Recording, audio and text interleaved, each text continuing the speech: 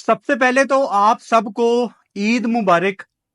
अल्लाह पाक आप सब की, हम सब की कुर्बानी कबूल फरमाए। और जो लोग इस साल कुर्बानी नहीं कर पाए, अगले साल अल्लाह पाक उनको कुर्बानी करना नसीब फरमाए। आमीन। एक बड़ा इंपॉर्टेंट टॉपिक जो पिछले 1.5-2 दिन से मेरे दिमाग में था, लेकिन जब किसी का इंटरव्यू, किसी का पॉडकास्ट आता है ना, और उसमें बात करने के लायक काफी कुछ हो, तो मैं उसको लिख लेता हूं। क्योंकि थोड़ा सा ओल्ड स्कूल ऑफ थॉट है मेरा। कभी कभी तो ठीक है, हम सुन लेते हैं, लेकिन अगर आपने किसी के इंटरव्यू पे, किसी की पॉडकास्ट के ऊपर बात करनी है और आप उसको सुनने के साथ साथ उसको लिख रहे हो, तो वो कहीं ना कहीं उसकी बातें आपके दिमाग के अंदर दफन हो जाती हैं। और हमने तो हमेशा अपने उस्तादों से यही सीखा है कि जो बात करनी हो उसको लिख लो, वो हमेशा के लिए आपके दिमाग के अंदर सेट हो जाती है। पाकिस्तान के कोच माइक हेसन ने पॉडकास्ट की एक बाजिद खान के साथ, और कुछ ऐसी बातें कही, मुझे ऐसे लग रहा था माइक हेसन की बात सुनते हुए कि शायद मैं अपने आप को सुन रहा हूं। मतलब जो बातें माइक हेसन ने, पाकिस्तान के हेड कोच ने, अपनी पॉडकास्ट में की हैं, अपने इंटरव्यू में की हैं, ऐसी कोई मुख्तलिफ बात उन्होंने नहीं कही जो आपको मैंने पिछले कुछ सालों में ना बताई हो। एक एक बात। और इसमें मैं कोई क्रेडिट नहीं ले रहा, क्योंकि बातें हैं ही कुछ सच। हर बंदा कर रहा है। मतलब अगर कोई कहे कि यार ए के बाद क्या आता है, आप जिससे मर्जी पूछें, वो यही कहेगा कि ए के बाद बी आता है। अब ये एक यूनिवर्सल ट्रुथ है, तो इसमें किसी का कोई क्रेडिट नहीं है कि यार उसने बता दिया ए के बाद बी आता है। सबको पता है। तो माइक हेसन ने जो बातें कही हैं, वो सबको पता है। कोई एडमिट कर चुका है, कोई कर रहा है, और कुछ लोग रहते हैं वो फ्यूचर में कर लेंगे इन बातों को एडमिट। माइक हेसन से कुछ बड़े इंटरेस्टिंग सवाल किए गए और बहुत अच्छे क्वेश्चंस थे। पाकिस्तान टीम के फ्यूचर को सोचते हुए एक एक चीज जो हमारे दिल में एज पाकिस्तान क्रिकेट फॉलोअर्स थी, वो उनसे पूछी गई और उन्होंने बड़ी समझदारी के साथ हर बात का जवाब दिया। पहले उनसे पूछा गया, मेरे सामने ये सारा इंटरव्यू जो मैंने लिखा है मेरे सामने मौजूद है, सो मैं एक एक करके जो मैंने इसमें से इंपॉर्टेंट मोटी मोटी लाइनें निकाली हैं, जो इंपॉर्टेंट है आपकी और मेरे लिए समझना, वो हम डिस्कस करते हैं। सबसे पहले उनसे पूछा गया कि आपको इतना तजर्बा है कोचिंग का, आप न्यूजीलैंड के कोच भी रह चुके हैं, आपने कीनिया में भी कोचिंग की, आप आईपीएल में भी कोचिंग कर चुके हैं, आप पाकिस्तान सुपर लीग में भी इस्लामाबाद यूनाइटेड के कोच हैं, तो इतना जो एक्सपीरियंस है उसको आप किस तरह से समराइज करेंगे। एक उनके जवाब में से जो एक वर्ड मैंने निकाला, जो एक्चुअली मैं सुनना चाह रहा था, वो उनकी पहली लाइन में ही मुझे सुनाई दे गया। माइक हेसन ने कहा कि मेरी कोचिंग में जो मेरा ज्यादा फोकस होता है वो रिलेशनशिप्स को बिल्ड करना होता है, और पाकिस्तान टीम को इस टाइम बहुत ज्यादा जरूरत है रिलेशनशिप्स अपने बेहतर करने में। लड़कों को आपस में बहुत ज्यादा जरूरत है, क्योंकि हमने माजी में देखा है कि हमारे प्लेयर्स के इतने ज्यादा आपस में मसले हैं जो कि कभी कभी सामने आ जाते हैं। कभी कभी मेरे जैसे लोग आपको बता रहे होते हैं हाईलाइट करके, और कभी बातें दबी की दबी रह जाती हैं, लेकिन मसले बहुत ज्यादा होते हैं। वो कल सलमान अली आगा का मैं शो भी देख रहा था एक दिन जियो के साथ, आप भी देखिएगा, उस पर अभी मैं आता हूं। उसमें भी आगा जी यही बात कर रहे थे कि हम साल के इतने दिन लड़के अपने घर में इतना नहीं रहते जितना ये पाकिस्तान टीम के साथ रहते हैं। खासतौर में ये जो 5 6 7 आपके वो लड़के हैं जो तीनों फॉर्मेट खेलते हैं, तो मसले तो आपके घर में भी होते हैं। तो जब एज ए टीम आप इतना ट्रेवल कर रहे होते हैं, तो ऑब्वियसली यार इशू तो आते हैं। जो पिछले 1 2 2.5 3 साल जो भी हमारा रिसेंट पास्ट है, उसमें जो सबसे बड़ी गलती पाकिस्तान क्रिकेट टीम के प्लेयर्स ने की ना, वो कप्तानी के पीछे भागना, कप्तानी को शफल करना और आपस में इक्का ना रखना।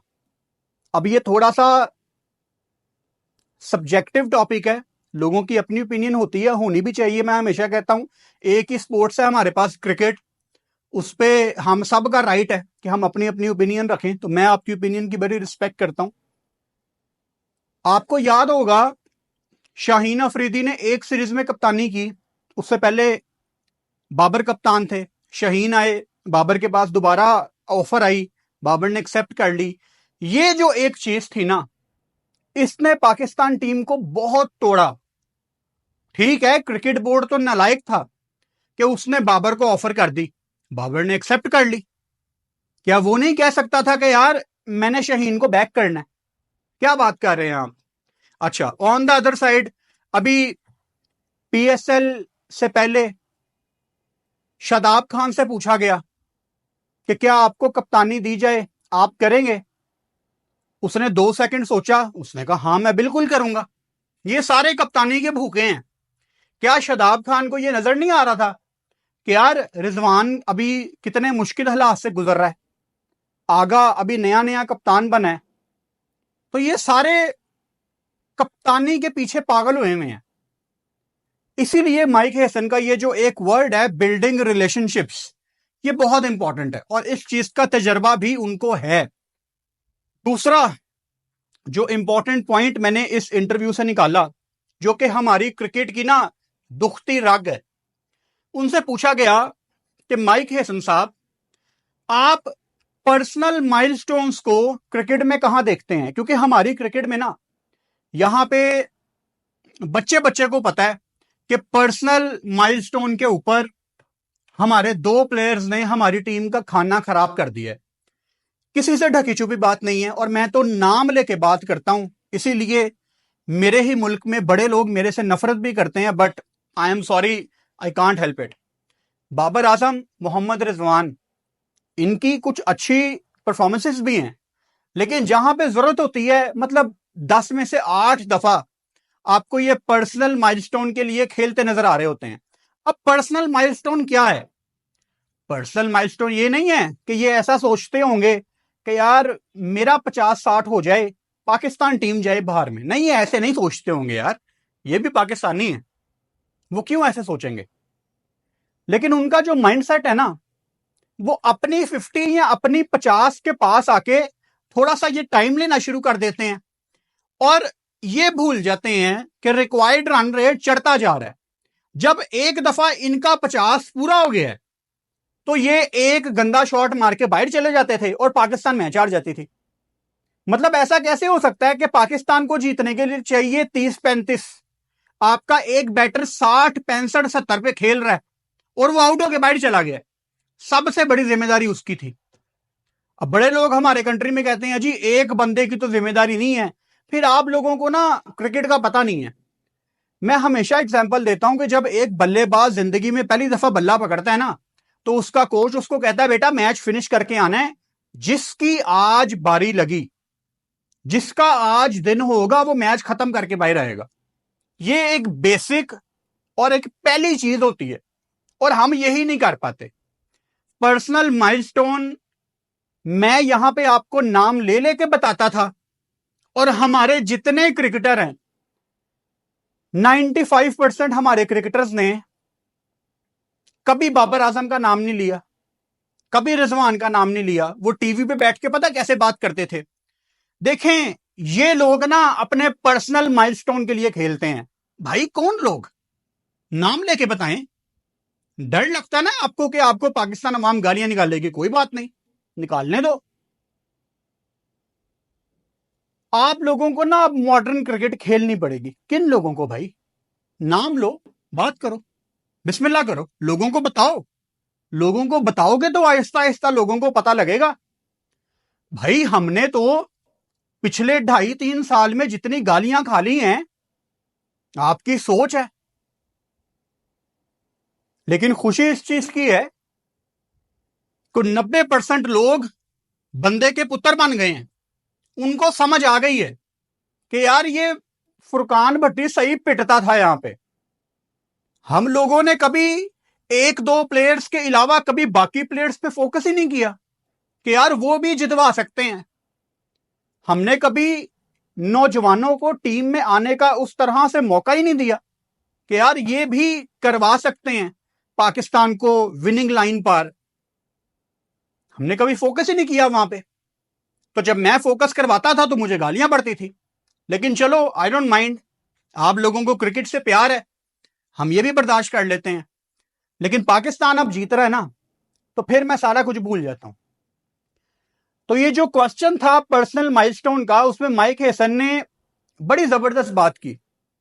उन्होंने जिक्र किया कि अगर आपको कोई 14-15 रन चाहिए और आपका इंटेंट नहीं दिख रहा, ये मैं आपको तोड़ के बता रहा हूं ताकि आसान लफ्जों में आपको समझ आ जाए, वरना ये सारा अंग्रेजी में है। अगर आपको 14-15 चाहिए और आप इंटेंट नहीं दिखा रहे, अब ये मैं बोल रहा हूं ना कि आपको 14-15 चाहिए, मतलब आपको एक रिक्वायर्ड 100 आपका चढ़ा हुआ है, तो मेरे जहन में ना इमाद वसीम आ रहा है। पता नहीं क्यों, कुछ तो किया होगा इमाद वसीम ने। पीएसएल में भी इस दफा में दिखा, वो पाकिस्तान का जो T20 वर्ल्ड कप था यूएसए वाला, उसमें भी उनकी टिप्पणी खत्म हो रही थी। और प्लेयर्स भी आ सकते हैं मेरे दिमाग में, लेकिन ऑनेस्टली बता रहा हूं, सबसे पहले मेरे दिमाग में इमाद वसीम आया है। पता नहीं क्यों, कि यार रिक्वायर्ड रन रेट कहां से कहां जा रहा है और आपकी टिप्पणी खत्म नहीं हो रही, वो टीम के काम नहीं आ रही। और माइक हैसन ने एक चीज का जिक्र बार बार किया कि यार आप जल्दी आउट होके बाहर आ जाओ, आई डोंट केयर, आपका इंटेंट दिखना चाहिए। लेकिन ये अपना 35 बॉलों पे 50 करना और पाकिस्तान टीम भी हार रही है, ये काबिल कबूल नहीं है। अब ईमानदारी से बताओ फुरकान भट्टी तुम्हें ये बात नहीं बताता था? मैं हमेशा आपको बताता आ रहा हूं कि T20 में पहले ओवर में आउट होना काबिल कबूल है, लेकिन 35 पे 50 करना गुनाह है, क्योंकि आपने खुद भी कुछ नहीं किया और जो कोई बाकी कुछ कर सकते थे, आपने उसके हिस्से की भी 40-50% बॉलें खा ली, अपना भी खाना खराब किया और टीम को भी ले डूबे। तो माइक हेसन तो बड़े दबे दबे अच्छे लफ्जों में आपको बता रहे हैं, हम तो यहां आपको देसी लोग हैं, देसी लफ्जों में बता रहे हैं। उसके बाद अगला इंपॉर्टेंट क्वेश्चन जो उनसे किया गया, अगर कोई ऐसा प्लेयर जो कि अपने स्ट्राइक रेट की वजह से टीम में नहीं आ रहा या उसके स्ट्राइक रेट के ऊपर हमें मसला है, तो उस पर आप क्या कहेंगे? इस पे उन्होंने बड़ा खूबसूरत जवाब दिया, जिसको समराइज मैं इस तरह करूंगा कि कभी कभी ना आपको अपने आप को टेस्ट करना पड़ता है कि आप कितने पानी में हैं। वही बात जो मैं हमेशा आपको बताता आ रहा हूं कि आप मुश्किल नंबर्स पे बैटिंग करें। याद करो 2-3 साल पहले मैंने आपको एक बात कही थी कि बाबर को, अब बाबर का नाम क्यों आ रहा है? क्योंकि पाकिस्तान का नंबर 1 बैटर, उम्मीदें बाबर से हैं। और अगर हर बंदा आजकल बात लगा रहा है तो वो किन दो को लगा रहा है, ये आपको भी पता है और मुझे भी पता है। मैंने 2-3 साल पहले आपको एक बात कही थी पीएसएल में कि बाबर आजम को ना लोअर ऑर्डर में बैटिंग करनी चाहिए, 5वें या 6ठे नंबर पे पीएसएल में। लोगों ने कहा यार ये क्या बात है, वो 1 डाउन का बैटर है, वो अब ओपनर बन गया है, तुम कह रहे हो उसको 6ठे नंबर पे बैटिंग करनी चाहिए। लोगों ने उसकी एक क्लिप की बड़ी मीम्स बनाई कि जी फुरकान भट्टी ने कह दिया बाबर को 5वें 6ठे पे बैटिंग करनी चाहिए। एक लाइन लोगों ने निकाल ली, उससे अगली और उससे पिछली लाइन गायब कर दी। वहां मैंने क्या बोला था कि बाबर को 5वें और 6ठे पे मैच खत्म करना चाहिए आके, क्योंकि क्रिकेट हमने तो खेली हुई है, हमें पता है और हम क्रिकेट की दुनिया में ही रहते हैं। जिस दिन एक बल्लेबाज मैच खत्म करके नॉट आउट बाहर आता है ना, जो नींद उसको उस रात आती है ना, वो एक बच्चे की तरह सोता है कि यार मैंने आज अपनी टीम को मैच जितवाया है। वो साउथ अफ्रीका ऑस्ट्रेलिया का जो मैच हुआ था 2006 की सीरीज थी ना, वो 400 वाला मैच, रिकी पॉन्टिंग कैप्टन थे, यहां से ग्रेम स्मिथ, उसमें मकाया निटीनी ने आके एक सिंगल ली थी और मार्क बाउचर ने सामने आके चौका लगा दिया था।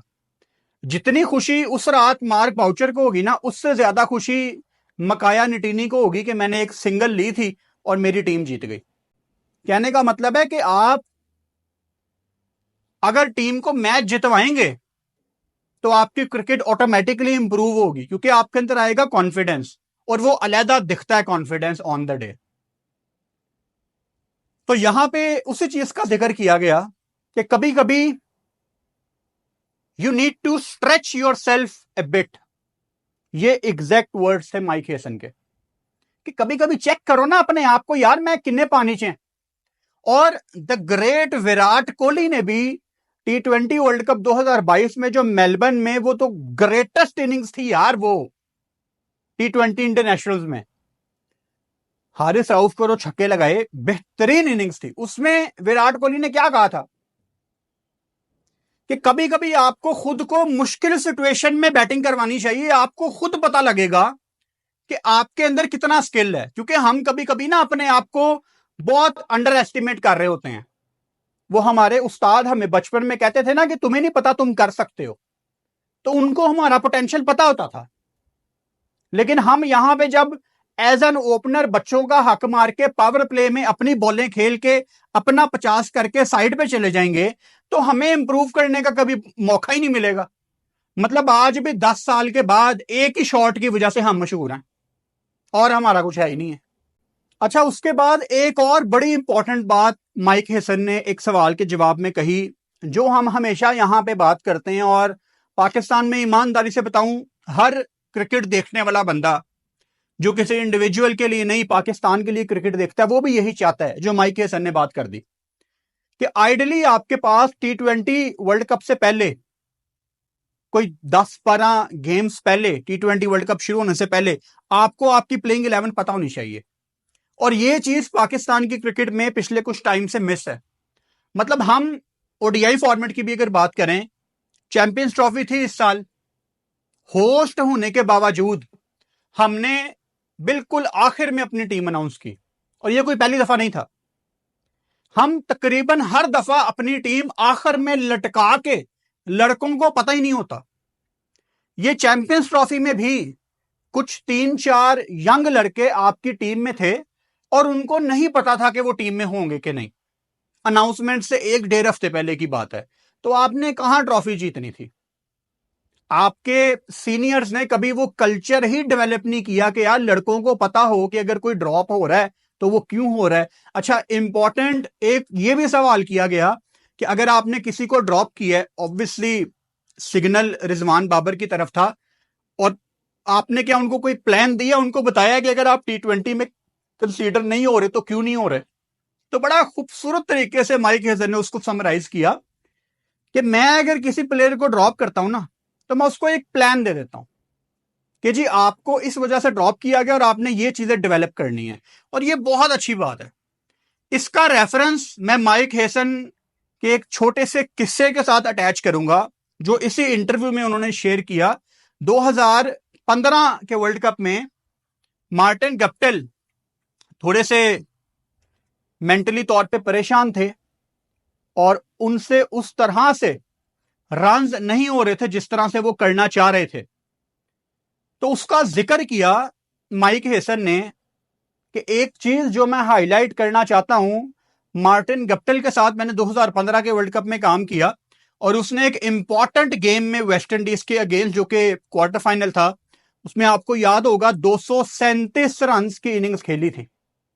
एक बंदा जो मेंटली फारिग हो चुका है, उसके साथ काम करके उसने 237 रन की इनिंग्स खेल दी। और आज 10 साल के बाद अगर वो बंदा इस चीज को हाईलाइट कर रहा है, तो सोचो उसने कितनी ईमानदारी के साथ काम किया होगा उस एक प्लेयर के साथ।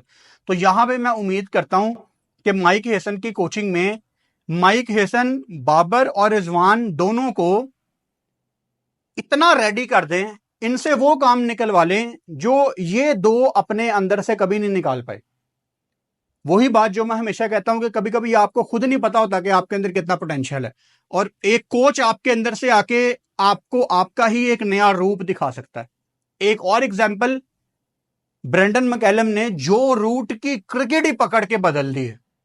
आज उसने तेज खेलना है, वो तेज खेलता है। यार मुझे बताओ, 7-8 साल पहले या बल्कि 5 साल पहले भी कोई सोच सकता था जो रूट के बारे में कि वो 360 शॉट्स खेलेगा? कोई भी नहीं सोच सकता था। और आज वो डोमिनेट करके खेलता है, जहां भी वो शॉट मारना चाहे, जो शॉट मारना चाहे वो मार लेता है। तो कोच का ना बहुत ज्यादा इसमें क्रेडिट होता है। तो मुझे उम्मीद है कि माइक हेसन की कोचिंग में इन लड़कों को अपना पोटेंशियल पता लगेगा। सलमान अली आगा का कल मैंने शो देखा, हमारा पाकिस्तान का बड़ा फेमस शो है एक दिन जियो के साथ। आप सारे जाके वो शो देखो। मुझे काफी अच्छी बातें लगी सलमान अली आगा की। बहुत ही स्ट्रेट फॉरवर्ड बंदा, मुंह पे बात करने वाला बंदा, किसी को खुश नहीं करना। मुझे उम्मीद है और मैं मशवरा भी सलमान अली आगा को यही दूंगा कि आगा जी, अगर आपने अपने आप को ना बदला, अगर ये आदत आपके अंदर हमेशा रही, मुंह पे बात करनी है स्ट्रेट फॉरवर्ड, तो आप इंशाल्लाह पाकिस्तान के कामयाब कप्तानों में आपका शुमार होगा। लेकिन अगर आप उन्हीं चक्करों में पड़ गए जो चीजें हमें ले डूबी, मुझे उम्मीद है आगा ऐसा नहीं करेगा, लेकिन अगर उन्हीं चक्करों में आगा जी पड़ गए तो फिर नुकसान होगा। लेकिन उनकी पर्सनैलिटी को देख के मुझे लगता नहीं है कि वो गलतियां करेगा सलमान अली आगा जो इनसे पिछले करते रहे हैं। मेरा मकसद आने वाले कुछ महीनों में यह होगा कि मैंने सलमान अली आगा को पाकिस्तान का सबसे बड़ा ब्रांड बनाना है इस कुर्सी पे बैठ के। क्योंकि सलमान अली आगा मेरे लिए इस टाइम एक इंडिविजुअल नहीं है, मैं सलमान अली आगा को देख रहा हूं एक उम्मीद के तौर पे कि यार ये वो लीडर होगा जो चाहे टॉप स्कोरर ना हो, लेकिन उसकी कप्तानी के 2, 2.5, 3, 4 साल में वो पाकिस्तान को 4-5 ऐसे लड़के दे गया है। इसने अपनी कप्तानी में पाकिस्तान के 2, 3, 4 नौजवानों को उनके नंबर्स पे बैटिंग करा के पाकिस्तान के अगले 15-20 साल सिक्योर कर दिए हैं। मैं सलमान अली आगा को इस नजरिए से देखता हूं, मेरी बड़ी उम्मीदें हैं उनसे।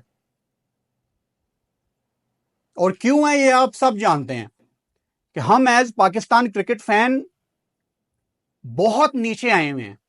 ठीक है, हमने बांग्लादेश को हराया है, हमारी तगड़ी सीरीज आगे वेस्ट इंडीज वाली है। अगर कोई सीरीज है तो वो वेस्ट इंडीज वाली है। वेस्ट इंडीज वहां पे आपको टफ टाइम दे सकता है। बताया था आपको मैंने, फ्लोरिडा में जो 3 T20 आपके मैच हैं वो हाई स्कोरिंग मैच होंगे। 220, 230 लग सकता है वहां पे किसी मैच में। कोई 250 भी वेस्ट इंडीज पहले बैटिंग करके कर सकता है, इतनी वो फट्टे विकेट होते हैं। बड़ी क्रिकेट होती है फ्लोरिडा में, सारा साल क्रिकेट होती है वहां पे। तो उम्मीद है कि सलमान अली आगा अपना ये स्ट्रेट फॉरवर्ड होना हमेशा बरकरार रखेंगे और पाकिस्तान को उस जगह पे लेके जाएंगे जहां हम जाना चाहते हैं। अगर तो ऐसे ही सलमान अली आगा इसी अप्रोच से चलते रहे तो अगले 5-6 महीने हमारे लिए इंशाल्लाह बहुत अच्छे होंगे और मजा आएगा। बाकी एक दफा फिर से आप सबको ईद मुबारक।